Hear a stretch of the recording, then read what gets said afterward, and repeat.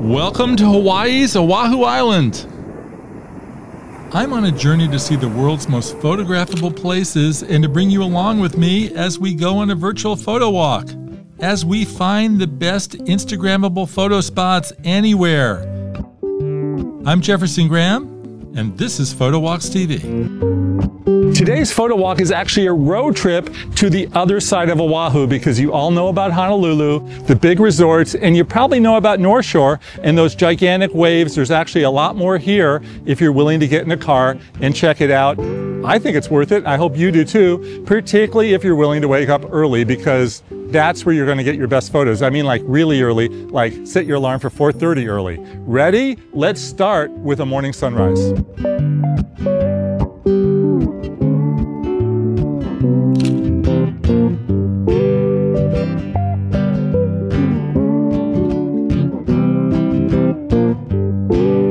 Of the 5 Hawaiian islands, Oahu is the 3rd largest after the Big Island and Maui, but by far the most visited with just over 5 million visitors annually, which is not too bad for an island with a population of just under 1 million people, with 1/3 of them living in Honolulu.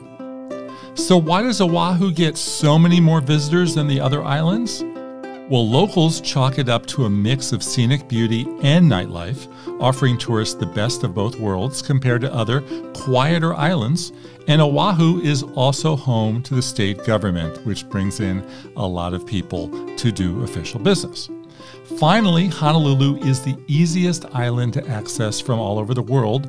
So many more airlines fly into Honolulu than the other islands. So Honolulu's fun, but it's mostly big resorts, crowds, and urban life. The really cool photo spots are on the other parts of the island. So our photo walk is going to begin at the airport, where you will pick up your rental car and we'll head east, basically circling the island. On paper, our Oahu photo walk is like a 3-hour drive, but we're going to be stopping and starting to take photos so you can expect to spend an entire day.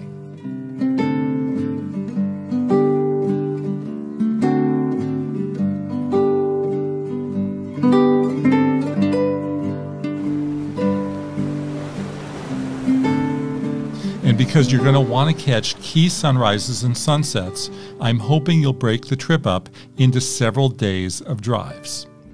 So our stops include the Blowhole Lookout, Sandy Beach, a really cool lighthouse, the town of Kailua, which is a great alternative place to stay with access to great beaches, like Kailua Beach, the swanky Turtle Bay Resort, the world-renowned North Shore, which is home to some of the most awesome views and giant waves you'll see anywhere, Sunset Beach, which is my favorite spot for, let's see, how about a sunset? The fun little town of Haleiwa. And we will end up at Pearl City and the Pearl Harbor Monument before returning the rental car and saying aloha to the island of Oahu. Trust me, it pays to get out of the city and explore.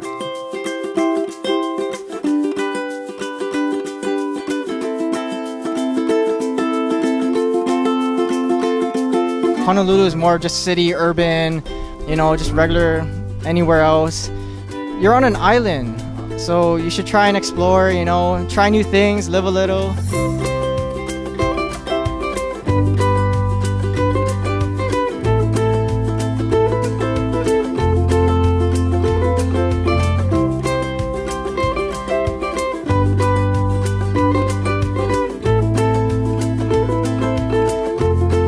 Before we head out on the road and start exploring the island, let's take a few minutes to talk about the art of the morning sunrise on Oahu. Pretty special. Best photographers stress the importance of getting out early for the best photos. Beyond the joy of watching the sun pop out from under the water, which we don't usually get to see back home, you get this array of colors before and after sunrise that are just hard to beat.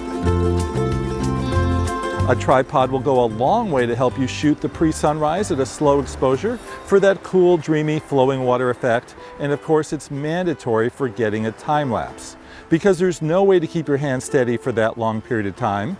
And even if you don't want to time lapse it, you can just shoot straight video and speed it up in video editing later. Steadiness will be your best friend there as well.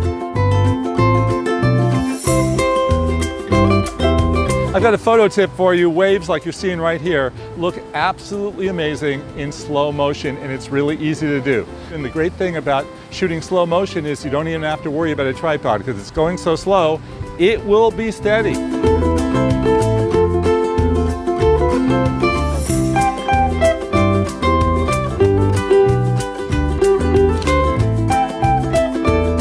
Okay, let's ditch that airport and start driving east towards our first stop, the Blowhole Lookout.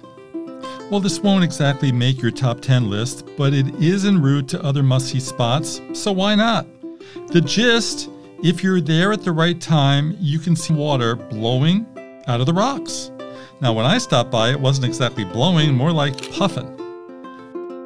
The blowhole was created eons ago thanks to molten lava tubes that were formed from volcanic eruptions. You can also see a different type of blowhole, a whale, during the December to April whale season. Now let's move on to what is my favorite beach location on the island of Oahu, Sandy Beach.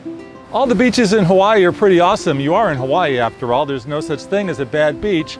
Photographically, morning sunrise, this is the spot. This is my favorite, the beach that is called Sandy, because not only do you have the sun rising over the water, you have these crashing waves that over the rocks. I mean, how do you beat that?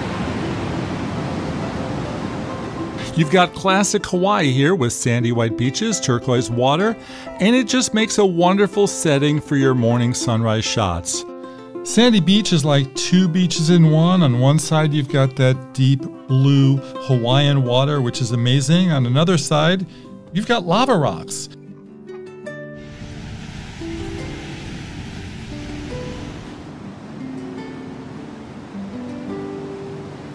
Sandy Beach is considered to be on the south shore of the island, and beyond the beauty, please, if you put down your camera and go in the water, be careful. The beach, which happens to be a favorite of former President Barack Obama, is known for its nickname Breakneck Beach due to what could happen to a surfer during high surf season.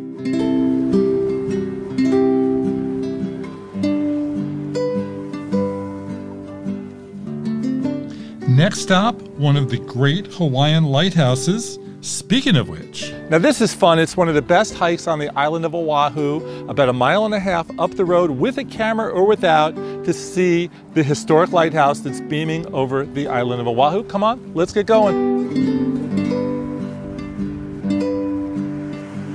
Your first glimpse of the lighthouse is a side view.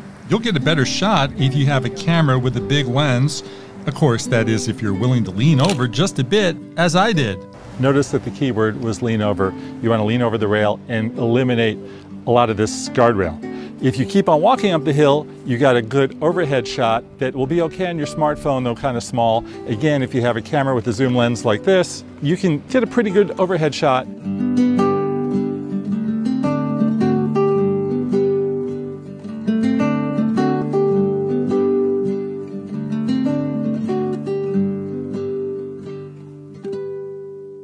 But selfie alert, this is a great spot for a selfie stick. Hold it up high and you'll get to capture yourself and friends with the lighthouse in the background, or have really long arms. The trail is one of the most popular on Oahu and a tough ticket when it comes to parking. I was told to be here early and arrived by 7 a.m., at which time there were just a handful of spaces left. When I did say goodbye, there were no spots available. Now, some fun facts. The lighthouse was built in 1909. The paved trail takes about 30 minutes to get to the top. It sits on the most easternmost point of Oahu. On a clear day, you might be able to see neighboring islands Molokai and Lanai from the top. And the lighthouse is off limits to the public, but you know, we're welcome to photograph her. Okay, one more fun spot in the east, the Maka Research Pier, which is really popular with local swimmers and fishing enthusiasts. Next stop, the tiny little city of Kailua, which happens to have a really nice beach. This is a great alternative place to stay if you don't feel like the big resorts of Honolulu. And it happens to have some great nearby beaches, namely Kailua Beach. I shot some of my favorite sunrises here. Next, we have the photo op known as Makali, or as locals call it, the Chinaman's Hat Island, because the island looks to be in the shape of a hat worn by peasants in China.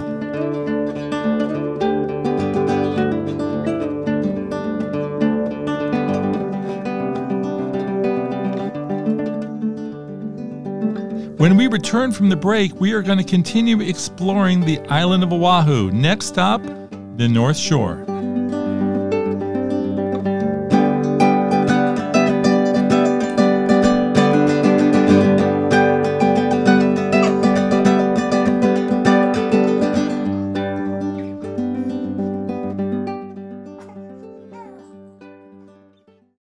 In our previous segment, we began exploring the other side of Hawaii's Oahu Island, showing you the best hidden spots far away from Diamond Head and Waikiki Beach. Now, let's continue up the road to one of the most popular spots on the island. Check it out. From the east, we are now ready to head north, home to the North Shore, home to some of the biggest surfing waves in the world in the winter. We're here in August. Let's go find out how big some of those waves are and see some of the small towns in the North Shore. Come on.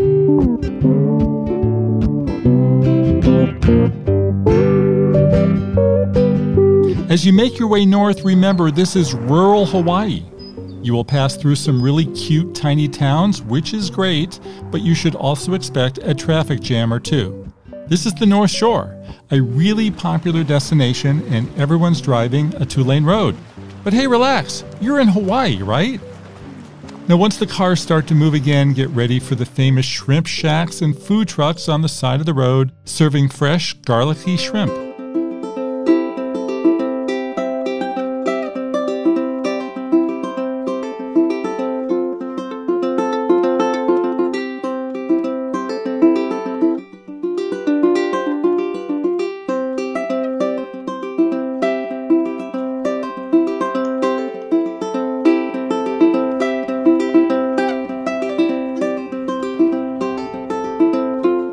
In between the small towns, there's a big resort on this side of the island called Hilton Turtle Bay, a classic open-air Hawaiian property with an ocean view and a huge pool. Overnight stays can be really pricey, topping $500 a night. I roughed it a bit by skipping the bed and just lunching by the pool for under 20 bucks. Now, yes, they have turtles in Turtle Bay, but they're down the road a bit. You will have to travel to find them. Also down the way is Sharks Cove, which is said to have the best snorkeling on the island. It attracts a lot of tourists, so right across the street are tons of shops devoted to selling you t-shirts, trinkets, and the like. Finally, to learn more about the area, I went to the source by knocking on a sandy tower for a chat with a local lifeguard. This is the 7 Mile Miracle, surf capital of the world. And that's right here, Sunset Beach, Pipeline, and Haleiwa. How massive are these waves? Oh, it goes across the road in about 3 or 4 different areas. I've rescued tourists drowning in their rent-a-car that have got knocked off the road at rock piles by the skate park. And they couldn't even download what was happening because they're like, this wasn't in the brochure, you know what I mean? We're talking 30 to 40 foot. When they're doing toe-in surfing, we call that outer reef. First reef would be 6 to 10 feet. Second reef would be 12 to 15. And then third reef is 18 to 25 and beyond. November, December, January, February, smack down in the winter is when we get all this energy. And summer is flat as a lake.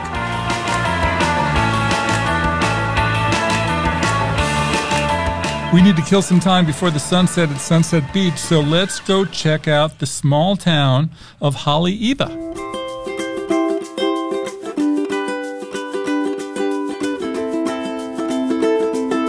You're now about an hour from Waikiki in one of the great small Oahu surf towns.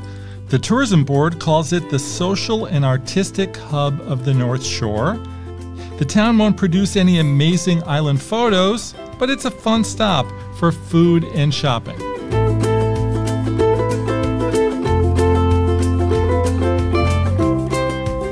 All right, it's that time. Let's go talk sunsets. A Hawaiian sunset.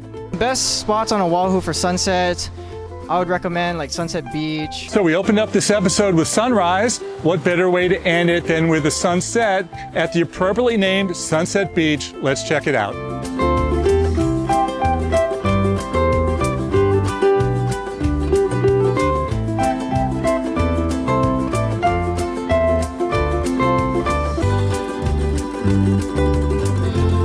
As with many settings of the sun, the actual sunset wasn't that much. It pays to stick around. Look what happened just 5 minutes later.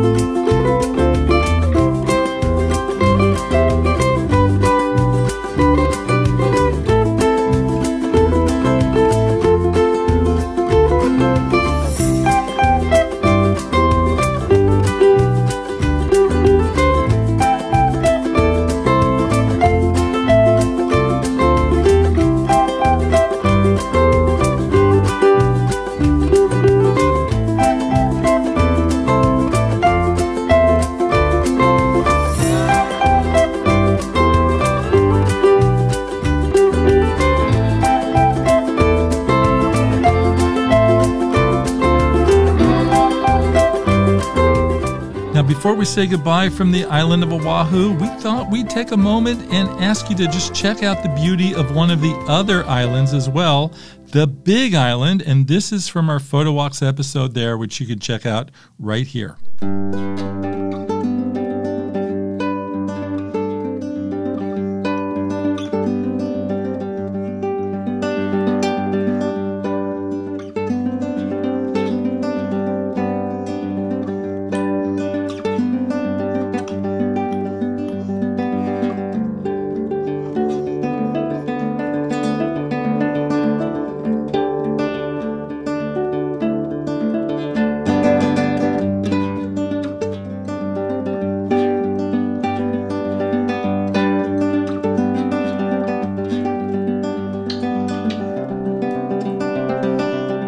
When we come back from the break, it's photo tip time, and I've got a whole bunch of great tips for you on how to get great photos of Hawaii with your smartphone, so stay tuned.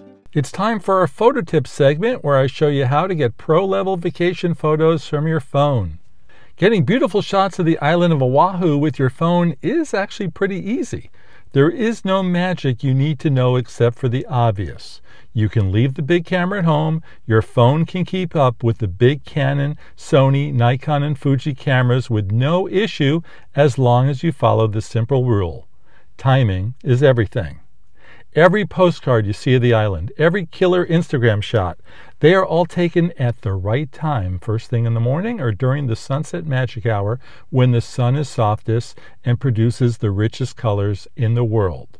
Some things that you're going to want to go home with. Fabulous sunrises and sunsets, of course. Local color. Be sure to capture the palm trees, the dark blue and green waters, the massive waves crashing against the sand. When photographing any landscape shot with the trees in there, be very careful not to cut them off, which is what most of us do. Since they go so high in the air, the inclination is not to reach that high, but to be down on the ground. That's fine, but a cut-off tree trunk always looks weird.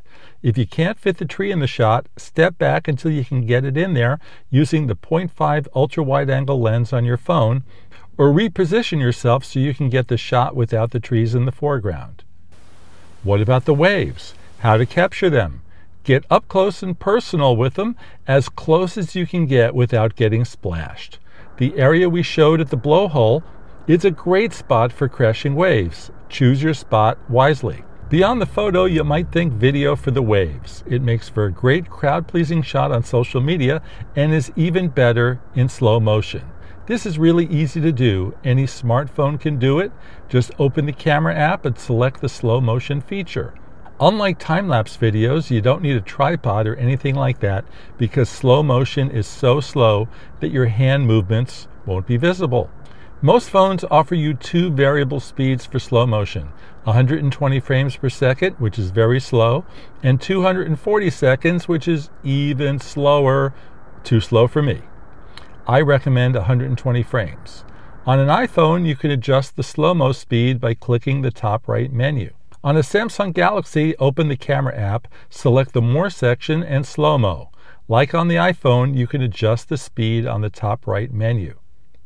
For surfing shots, very simple, be out when the surfers are. Stand close to the water's edge and use your telephoto 3x or 5x lens to try and capture the emotion on their faces. Again, videos are great for the surf. People love to watch the experts rule the Hawaiian waves, some of the best in the world.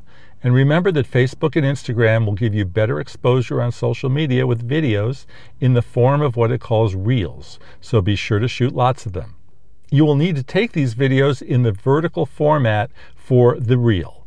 On a video, camera shake tends to be very apparent, but if you hold the camera with both hands as steady as you can, you should be able to hold it still for 15 to 30 seconds.